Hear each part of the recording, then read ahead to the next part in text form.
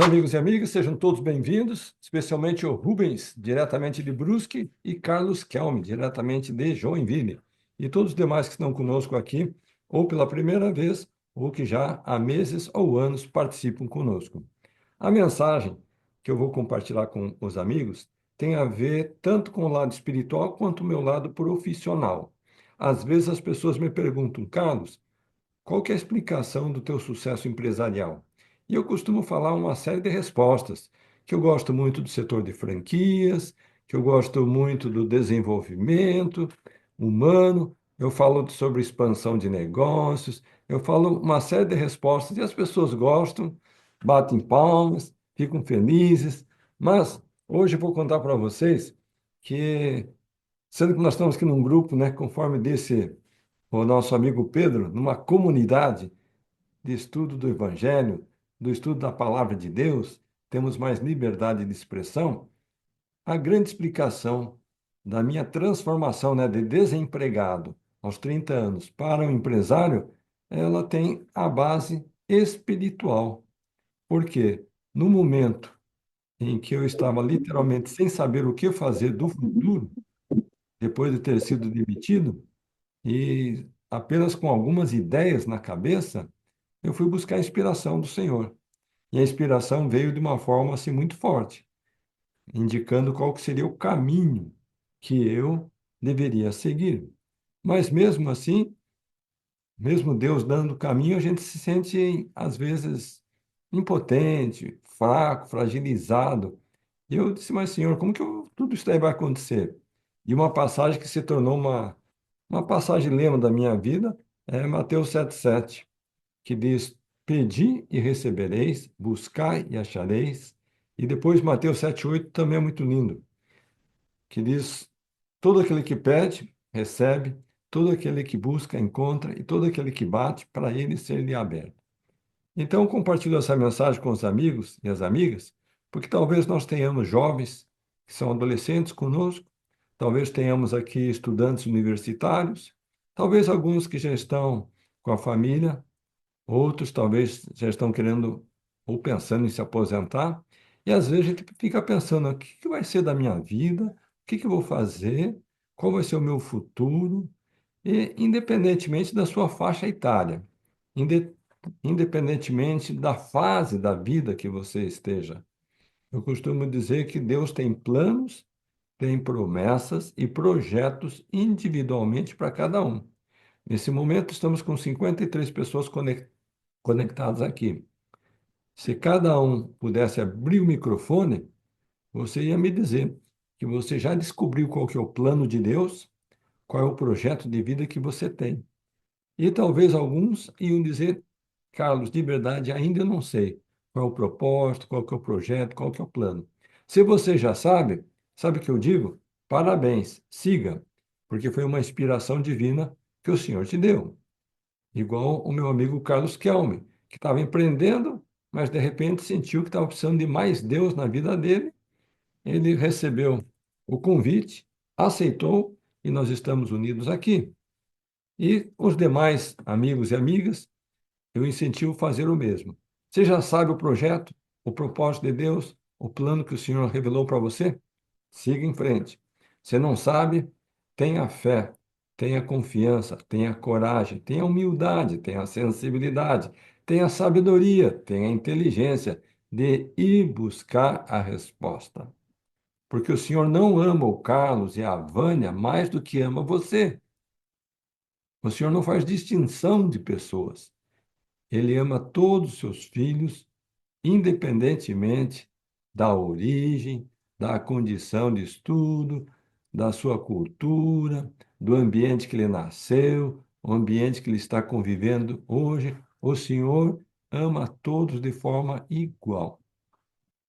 E só quero dar o meu testemunho para vocês, que quando nós oramos, buscamos com sinceridade, e temos isso com o propósito de praticar o bem, de fazer o bem, o Senhor se alegra com a nossa atitude.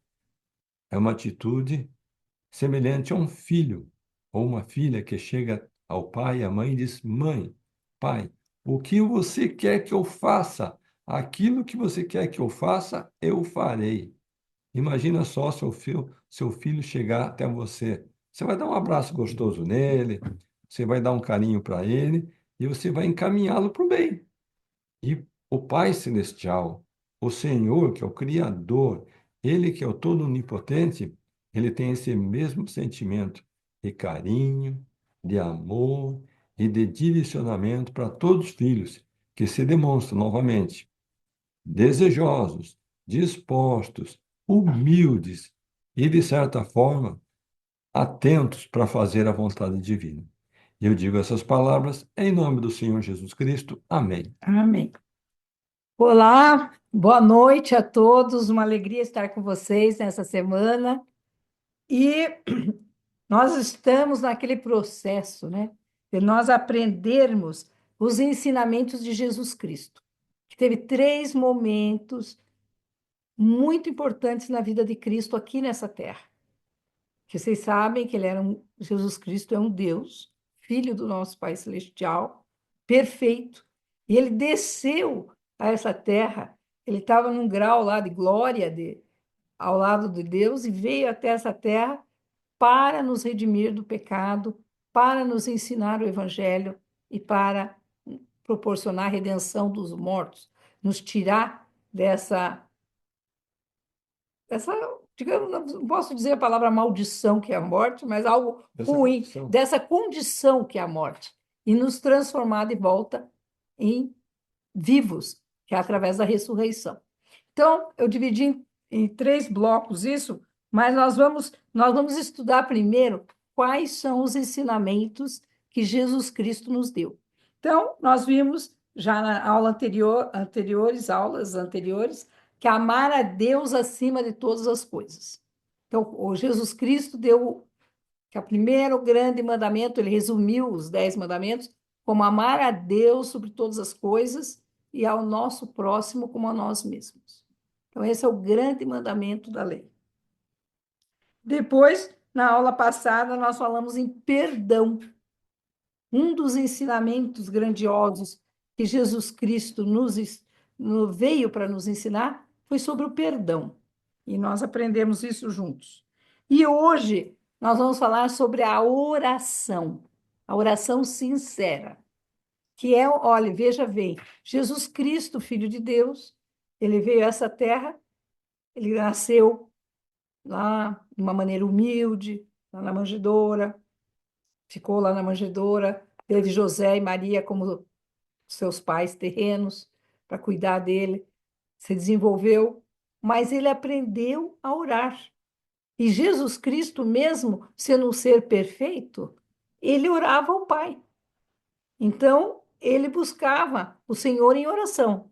Nós sabemos que teve aquelas orações que ele fez, intercedeu ao nosso favor, que foram orações mais difíceis. Mas no seu dia a dia, para preparar-se para fazer a sua missão, Jesus Cristo jejuou por 40 dias, esteve afastado das coisas deste mundo, só para se conectar com o Pai, para aprender com Deus e se preparar para a sua missão.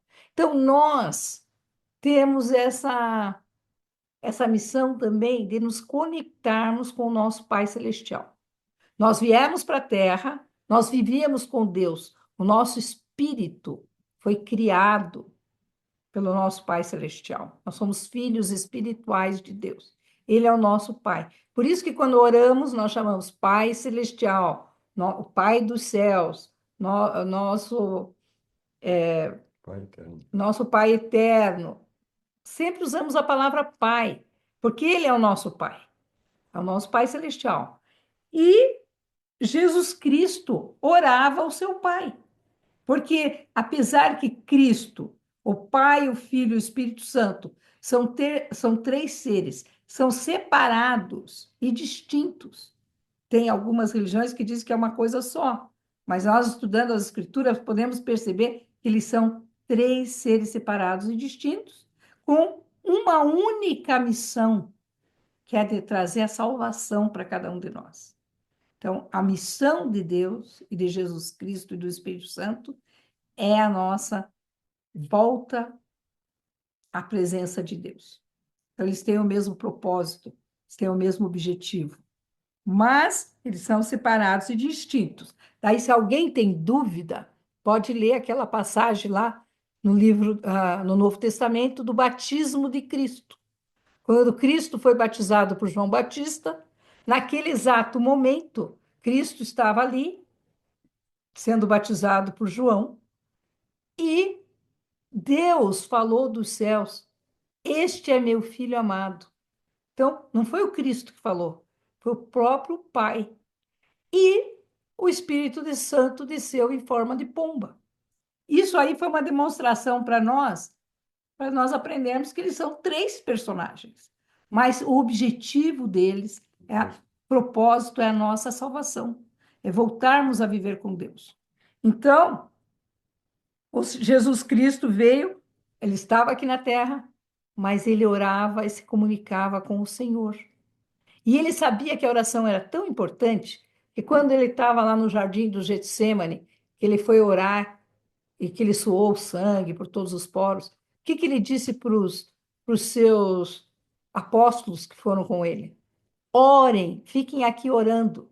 Daí ele voltou lá, descobriu que eles estavam dormindo. Estava lá Pedro, Tiago e João dormindo. Era já de madrugada. Mas Cristo tinha pedido para eles ficarem orando, e eles não conseguiram fazer isso que o Salvador pediu. Mas o Senhor tem inúmeras escrituras nos ensinando que nós temos que orar. Então, eu vou abrir aqui algumas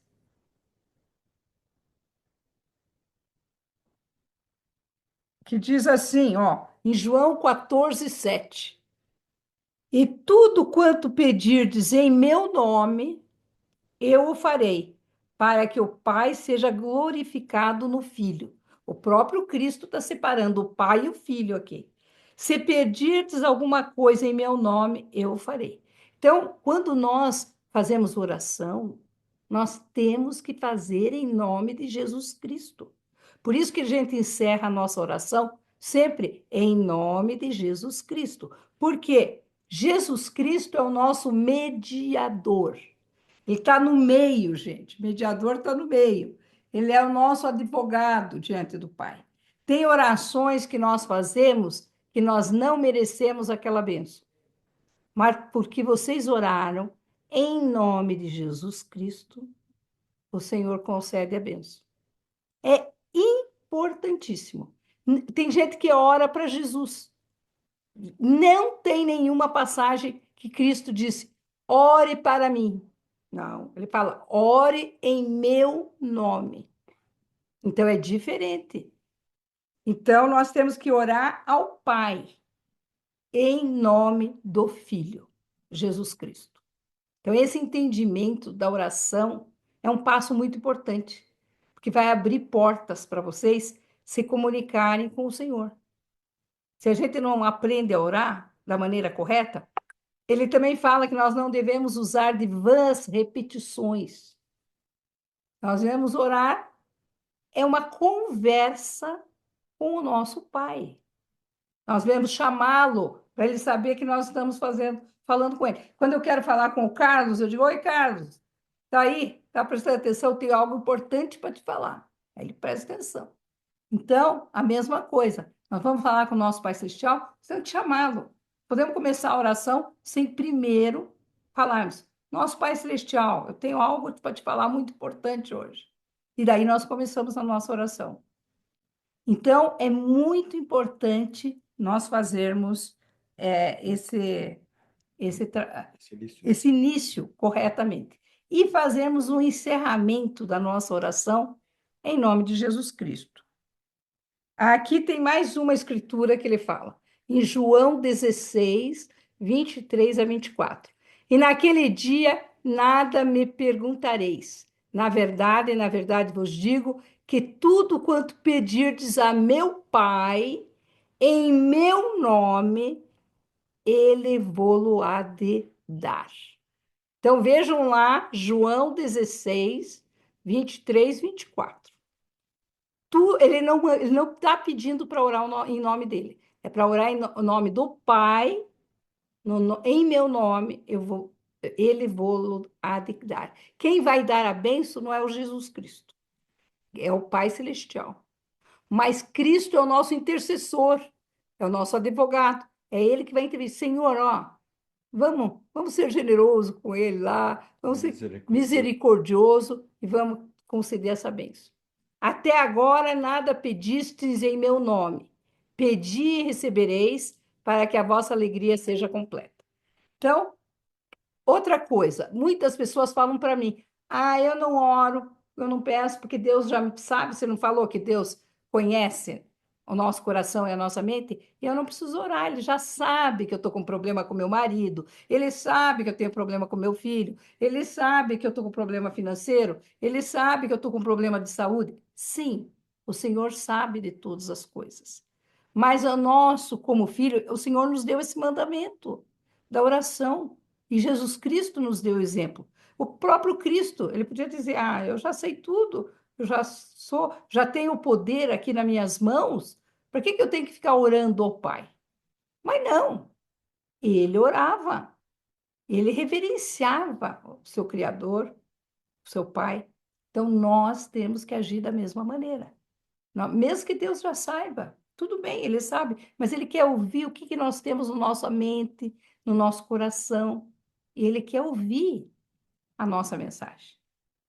Eu, por exemplo, viajo muito, fico fora, eu fico feliz quando um dos meus filhos me liga e tem um tempo para conversar.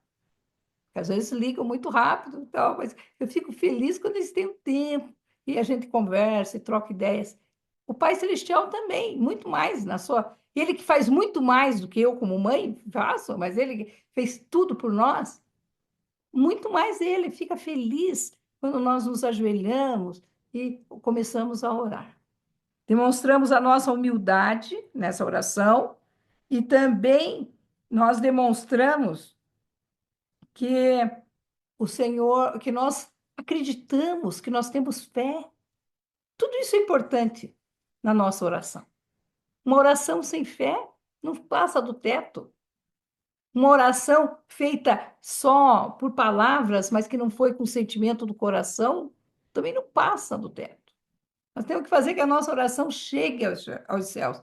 E ela chega quando nós oramos de verdade, quando nós conversamos com o Senhor e mostramos para Ele, conversamos com Ele como nosso Pai Celestial. Aqui tem uma outra escritura que diz: aquele que pede em espírito, pede de acordo com a vontade de Deus. Então, nós temos que também, às vezes, as pessoas pedem coisas que não são boas. Está errado. Nós temos que vir, por isso que nós precisamos estudar a palavra, porque nós temos que saber se aquilo que a gente está pedindo para Deus é algo bom para a nossa vida, para a nossa família, é algo louvável que agrada a Deus. Então, às vezes, as pessoas querem pedir coisas que são ruins para as outras pessoas. Ah, quero que castigue o meu chefe. Meu chefe no meu trabalho me persegue, isso, aquilo. O Senhor não quer que a gente trate o nosso próximo dessa maneira, então não é um bom pedido. Ou qualquer outra coisa que venha ser contrária às leis de Deus.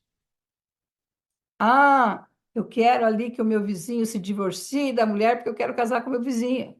Isso é coisa, tem os pensamentos das pessoas. Mas é errado, porque o Senhor não quer a destruição da família de maneira alguma.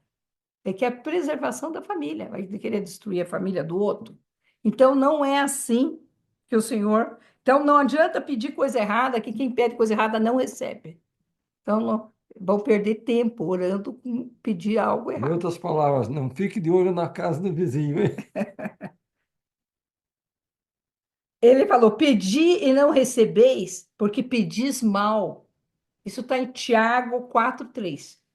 Para o gastardes em vossos deleites. Então a pessoa pede mal. Ah, eu quero ganhar muito dinheiro, mas eu quero ganhar, porque eu quero ter o melhor carro aqui da vizinhança para desfilar aqui no meu bairro, para mostrar que eu sou bom. Quero ganhar na loteria. Eu quero ganhar da loteria, sei lá o quê. Esse tipo de pedido não é apreciado pelo Pai Celestial. Se você disser assim, eu quero ter um carro que eu possa servir a Deus, que eu possa ajudar o meu próximo, que eu possa socorrer alguém, que eu possa ir trabalhar para trazer o sustento para minha casa, tudo isso é louvável e o Senhor vai abençoar. Agora, se a pessoa vai pedir para ela querer ser melhor que o próximo, para mostrar uma coisa que ela nem é, não, o Senhor não vai ajudar. Então, nós temos que ter muito cuidado. Aqui ele fala assim: pedis e não recebeis, porque pediu mal. Então, não é, nós não podemos pedir mal. Nós temos que avaliar os nossos pedidos. Então, a gente pode, vou fazer uma oração, então o que que eu vou pedir para Deus? Né? Começar a pensar se aqueles pedidos que nós vamos fazer são importantes. E tem a questão que a Vânia falou numa outra aula, que às vezes, no nosso entendimento, nós pensamos que aquilo é o melhor para nós e não somos atendidos na oração. E passa um mês, passam dois, passam três, às vezes passa um ano inteiro, e lá para frente a gente acaba descobrindo que se tivéssemos recebido aquilo que pedimos, teria sido a pior coisa da vida. Então foi um livramento o Senhor não ter atendido aquela prece, aquele pedido. Então, nós temos sempre que orar e falar ao Senhor assim: Senhor, seja feita a sua vontade. Porque o Senhor nos conhece, o Senhor sabe das nossas necessidades, nos abençoe com sabedoria para fazermos escolhas corretas, nos abençoe com a capacidade de trabalho, com inteligência, com amor ao próximo, quando a gente não tem amor. Às vezes as pessoas ligam, eu estou muito triste que eu vou me divorciar, não gosto mais da pessoa com quem eu moro. Gente, essa não é a solução, o Pai Celestial não quer o divórcio. A solução é a gente pedir para Deus colocar já que eu não estou sentindo mais amor pelo meu cônjuge, coisas assim, tem que orar a Deus, pedir que Ele ponha amor no meu coração para que eu possa amar aquela pessoa. Essa é a maneira do Senhor, pedir coisas corretas. Agora, eu estou casada com uma pessoa e fico pedindo para o Senhor me dar um novo marido. Não, eu tenho que pedir para que eu ame o meu marido do jeito que ele é. Amém. Amém. Então, esse é as orações que nós temos que fazer com cuidado. Mas antes de pedir, gente, nós temos que fazer o quê? Agradecer, né? Nós não podemos fazer que nem aquela vizinha que vai lá na casa da vizinha, me tem aí um pouquinho de açúcar, a vizinha cede. Daí no outro dia ela quer um pouco de leite, ela vai lá, mas ela nem devolve um agradecimento pelo açúcar, ela já vai pedir outra coisa. Daí ela já quer os ovos, e assim ela vai, sem nunca agradecer para aquele que está lhe dando favor. Então, primeira coisa, então nós chamamos o nosso Pai Celestial e daí nós agradecemos. Quanto mais nós agradecermos, mais contentamento o Senhor vai ter conosco. E tem os pequenos milagres também, né? E contar, essa gratidão vai ajudar a gente a ver os pequenos milagres. Às vezes a gente vê um milagre enorme, deu um acidente, o carro virou uma lata só, velha, e a pessoa saiu ilesa, sem nenhum arranhão. Esse foi um milagre. É um milagre mesmo. Como que conseguiu? Mas no nosso dia a dia não é só esses milagres assim enormes que acontecem. Tem os pequenos milagres que nós temos que reconhecer para o Senhor, sabe? Coisas que o Senhor nos ajudou de uma maneira e a gente conseguiu. Então, nós precisamos começar a reconhecer. E essas coisas nós temos que agradecer. A gratidão é um dom divino e a gente tem que desenvolver isso. Então, precisamos ter alguns minutos de gratidão para com Deus. Mas eu não tive nenhuma benção hoje. Bem, você comeu? Então você tinha alimento. Tem famílias que não têm alimento. Então, Senhor, muito obrigado pelo alimento na minha casa. Eu fui trabalhar. Eu tenho trabalho. Quantas pessoas que estão desempregadas? Então, uma gratidão. Eu tenho uma família, tenho uma casa para voltar, tenho um teto para morar, seja o que for, mas nós temos que reconhecer as nossas bênçãos. Quando nós reconhecemos as nossas bênçãos, sabe o que acontece? Os nossos problemas diminuem. Porque a nossa tendência é nos compararmos sempre com outras pessoas que têm mais. Ah, porque fulano tem um carro, porque ciclano viaja, porque o outro tem isso, porque aquilo. A gente sempre quer se comparar com pessoas que têm mais. E a gente esquece que às vezes a gente está numa condição Que muitos gostariam de como estar. muitos gostariam de estar. Uma vez eu estava conversando com uma amiga e ela disse: Ai, veja, minha vida é muito difícil. Ela mora aqui nos Estados Unidos, é uma brasileira que mora aqui nos Estados Unidos. Mas minha vida é muito difícil. Eu falei, e daí ela falou, eu falei, amiga, pensa que o que você tem. Você tem um marido, você tem filhos, você tem uma boa casa para morar, você tem saúde, você tem trabalho. Quantas pessoas dariam tudo para ter o que você tem? Ah, né? Mas vai me comparar com os outros. Eu falei, mas não adianta você estar se comparando com o Bill Gates? Não pode. Você tem que se comparar com quem não tem. Se quer se comparar, então se compare com aqueles que não têm, mas não com quem tem mais. E daí ela pegou, ficou assim, eu falei, menina, você tem água, mora aqui nos Estados Unidos, o maior conforto, água corrente, água quente em todas as torneiras da casa, tanto conforto que tem aqui aquecimento, tá um gelo lá fora, você está aquecida. Tudo que vocês têm aqui, tudo, essa casa maravilhosa que você tem, todas as coisas, e você está reclamando. Então, isso aí é o ser natural. O ser natural gosta de reclamar, achar que tem pouco, achar que tem outros que têm mais. E isso não é do Senhor. O Senhor fica triste quando Ele nos abençoa, nos ajuda e a gente ainda continua com ingratidão. Às vezes a pessoa não tem o pai, mas teve o avô que substituiu o pai e ajudou tanto na criação. Ai, porque eu não tenho pai. Bem, e o avô? Agradeço pelo avô que te criou. Então nós temos que abrir os nossos olhos para a gratidão. Eu não tenho aquilo que talvez todo mundo tivesse, mas o que Deus me deu. E nós sermos gratos por isso. Isso vai mudar a nossa vida, nosso modo de pensar. Então, daí nós vamos pedir, né, na nossa conversa com o Senhor, vamos pedir. Uma coisa que nós temos que fazer é desenvolver os atributos de Cristo na nossa vida, que é isso que Cristo veio para mostrar o caráter dele, um caráter elevado, e é para nós termos esse caráter, termos essa semelhança ao Salvador. Não somos perfeitos, temos nossas dificuldades, mas nossa luta aqui nessa terra é para desenvolvermos os atributos de Cristo. Essa que deve ser a nossa luta. Às vezes a pessoa está lutando tanto, como ele falou hoje, o Pedro, né? Do trabalho, que se dedicando tanto ao trabalho, uma luta enorme, mas talvez não é tudo isso que ele precisava. Ele precisa, talvez, Mais equilíbrio. mais equilíbrio. Então, esse equilíbrio nós podemos pedir para o Senhor. Senhor, me ajuda a equilibrar a balança aqui na nossa casa. O Carlos passou por uma experiência assim. Quando ele começou a empresa dele, ele era a empresa do eu sozinho, praticamente. Então, ele fazia tudo. Então, porque ele fazia tudo, ele trabalhava 13, 14 horas por dia. E um dia eu tive esse sentimento forte de que estava errado, que ele tinha filhos, que os filhos também precisavam de atenção, a família precisava de atenção e que ele estava trabalhando muito. Então, ao princípio, quando fui falar com ele, não gostou.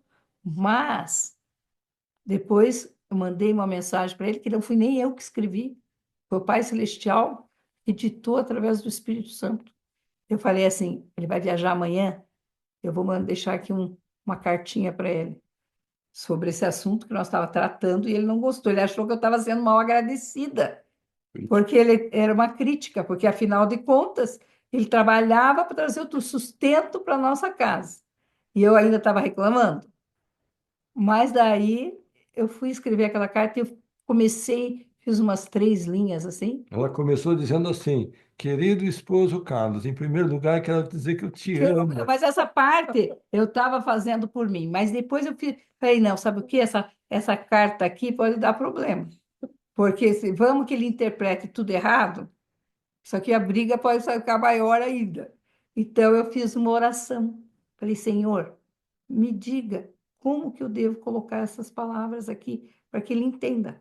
E depois daquela oração, não fui eu mais que escrevi a carta, foi o Senhor que ditou a carta para mim. E o que o Senhor disse? Que na hora que ele dedicasse tempo para a família, para Deus e para Deus, Deus ia colocar pessoas no caminho dele que iam ajudá-lo. E daí ele teve essa experiência de que depois ele leu, sentiu que era uma palavra vinda de Deus para a vida dele, e acabou que começou a pôr em prática, e exatamente aconteceu. Ele teve ótimas pessoas que vieram e trabalharam na empresa e que foram pessoas que ajudaram muito no crescimento da empresa. Aquela empresa do eu sozinho deixou de existir. Então, nós temos que prestar atenção nesses detalhes, assim, que o Senhor se comunica conosco. Tem uma história, porque o meu tempo, ó, já está acabando, eu vou lá, nessa história, pelo menos mais essa, que está aqui nas Escrituras, em Gênesis 24. Lá começa o capítulo inteiro, mas lá pelo 10, os primeiros 10 versículos, quem que está falando aqui? Abraão. Abraão tinha seu filho Isaque. E ele teve o seu filho Isaque na sua velhice. Então, quando o seu filho estava na época de casar, sei lá, se tinha 20 anos, sei lá quantos anos que eles casavam, ele queria que o seu filho se casasse com alguém da sua parentela, da sua família. Ele não queria que o seu filho se casasse com as mulheres que estavam daquelas outras. Como que era? Como que ele colocou aqui? Aldeias.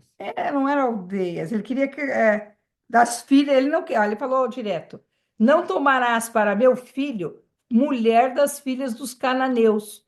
Por que que ele não queria? Porque os cananeus não acreditavam em Deus, tinham seus deuses de ouro, de prata, de ferro, de tudo que é coisa, de barro, e eles oravam para esses deuses. Eles não acreditavam no Deus verdadeiro, no Deus de Abraão, de Isaac e de Jacó. Então, o Abraão falou: não, eu não quero que meu filho se case com essas pessoas que são dessa religião aí, que tem outros. Eu quero que se case com pessoas da minha parentela, que são pessoas que são da nossa fé. Então, ele pediu para o seu servo, um dos seus, uma pessoa bem chegada a ele ali. Daí ele fala aqui: faça um juramento para mim, que você vai voltar lá para a terra dos meus parentes, que era longe, em Ur, né? Ur dos caldeus. Volta lá para buscar uma esposa para o meu filho. Daí o rapaz ficou lá: não, mas eu não posso levar o teu filho lá? Não, eu não quero que ele volte para aquela terra. A terra que Deus deu para a herança da nossa família é aqui. Eu quero que você vá lá e traga. E daí, se ela não quiser vir, aí você está livre dessa promessa, mas eu quero que você vá até lá e convide a esposa. E ele foi, mas ele foi pensando assim: nossa, como que eu vou saber quem que é a mulher que deve vir? Quem que deve? Daí ele começa contando o seguinte, lá no 10.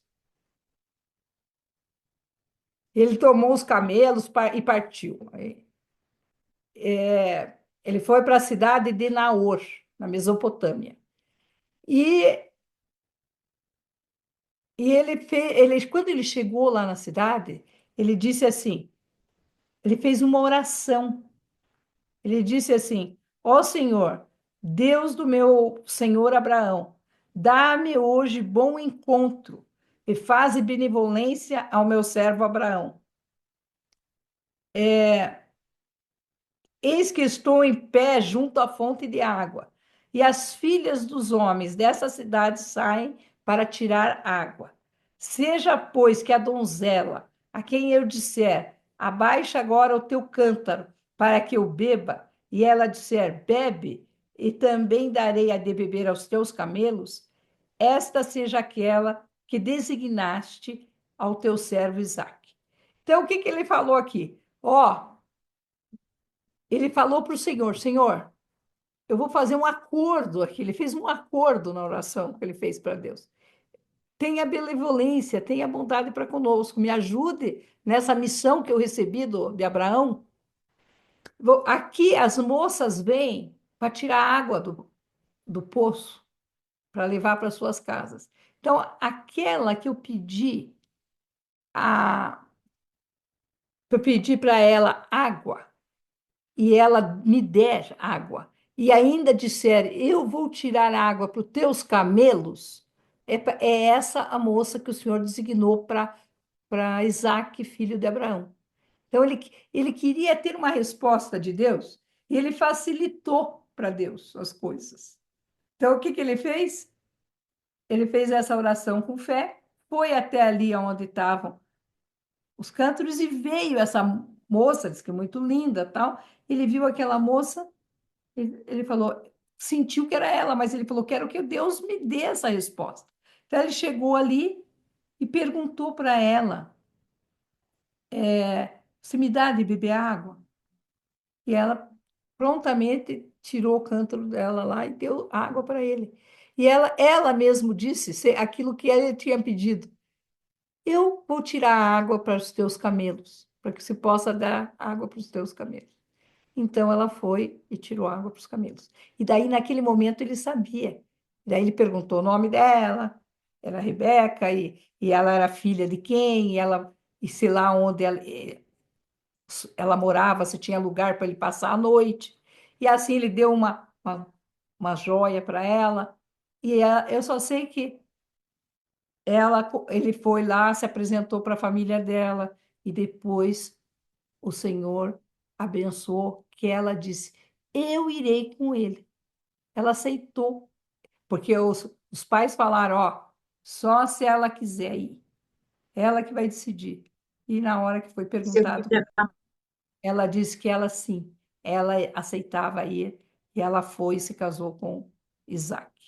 Então a gente vê que o Senhor prepara o caminho das coisas para nós, como preparou para o Isaac. Mas aquele homem que tinha aquela missão a cumprir, ele colocou aquela missão nas mãos de Deus. Ele colocou um jeito dele saber qual pessoa seria que ele deveria ir buscar. E se ela dissesse que não queria ir, ele estava desfeito, porque o Abraão tinha dito: se ela falar que não vem, o juramento que você me fez fica em vão e tudo bem, você fez a tua parte. Então, mas ela aceitou ir e ele se casou com uma pessoa que era da família de Abraão. Então, nós vemos aqui que nós podemos também, às vezes, pedir para o Senhor: Senhor, tenho essa situação, como que eu vou resolver?